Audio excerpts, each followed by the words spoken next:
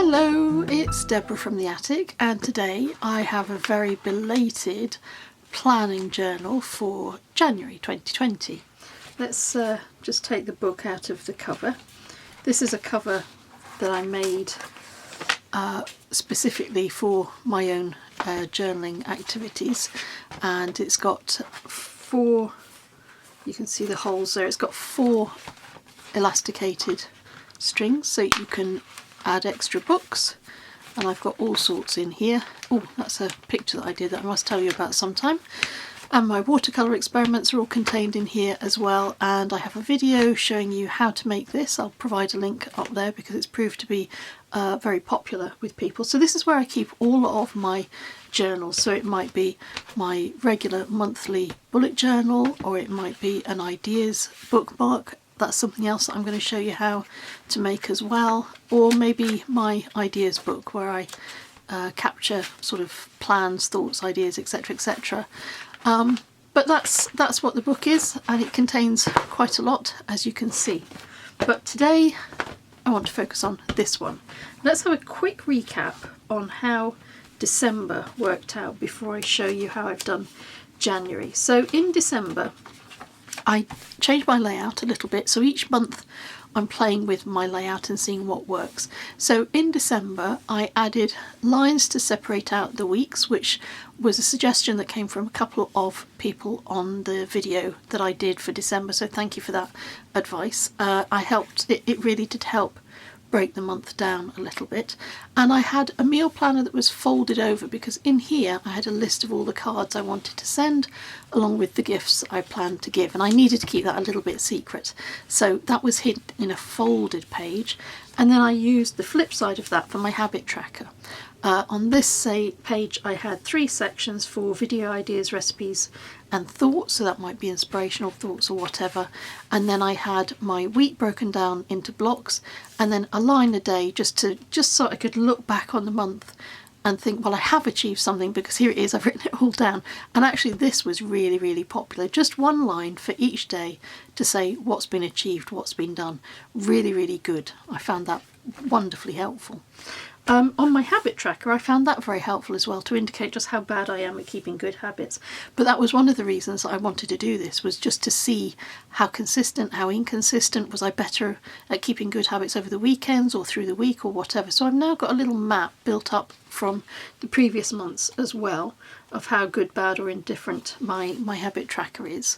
This is how I've stored it in previous months as well. So I'm getting a picture of how bad my habits are, and I've addressed that in January as well. I didn't do very much with these days of the week, but I did have some nice big spaces for some lovely stickers with some gold paint on them, and I really liked all of that. Because I like that shimmeriness, I've carried it over into January. So this is January. Now normally a sort of a splatty thing like this over my word would have given me a spasm, but actually this time I'm quite relaxed with it. So the way that I've achieved this effect is by using a stencil, and I used this stencil which has stars on it. It's one that I've had in my stash for quite a long time, and I used this paste. It's called Cosmic Shimmer Lunar Paste. It's got a really nice colour, and what I like about this is that it dries fairly flat. When you use glitter paste, you can sometimes get little bits of glitter popping up through, or it's uneven and it's bumpy, whereas this dries to a nice smooth finish. And because December was very busy and I didn't even have time to do little stickers like I usually do, like I have done in previous months, what I did for January was I just did some stenciling using my Lunar Paste over the top. That colour, by the way, is Moonlight Ocean, just in case you wanted to know. But it's a lovely balance between blue and silver, and those are colours that I associate with January. In the UK we tend to get snow and frost in January rather than December. December tends to be sort of murky and dull and damp, whereas January and February tend to be the cold months when you get those lovely frosty mornings and clear blue skies. So those are the colours that I associate with January. And I've done my layout pretty much the same as I have done in the past.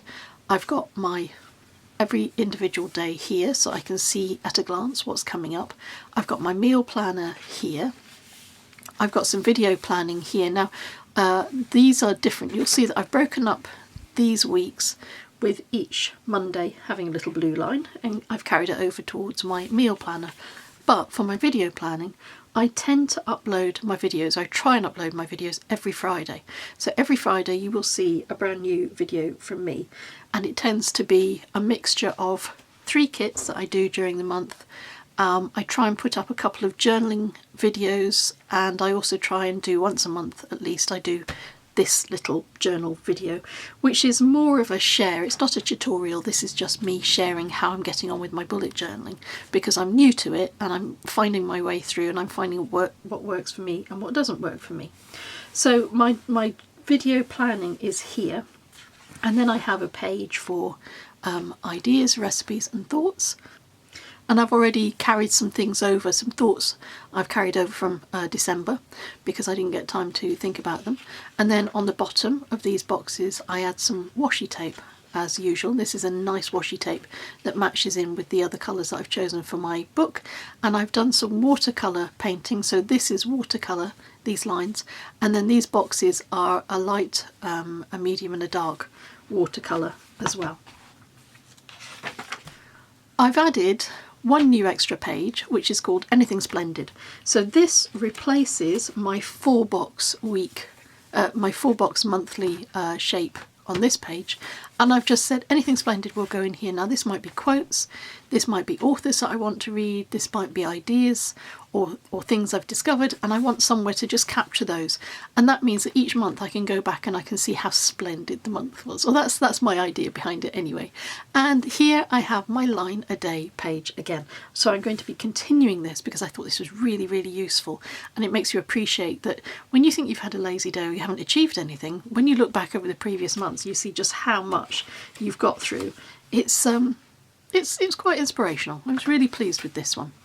The thing that I haven't shown you is how I'm going to do my habit tracker, and it's going to be in here. So these are going to be my habits, and on this page it's a little bit private because I've added some little inspirational words just to keep me a little bit better on track with my various habits. So I folded that in because I'm going to see how I get on with that, and if I do well I'll share, and if I don't I might not.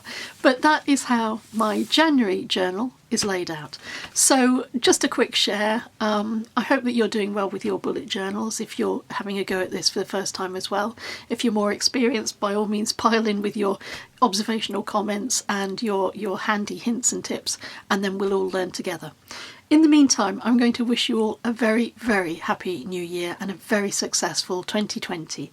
And until we meet again in the next year, take care.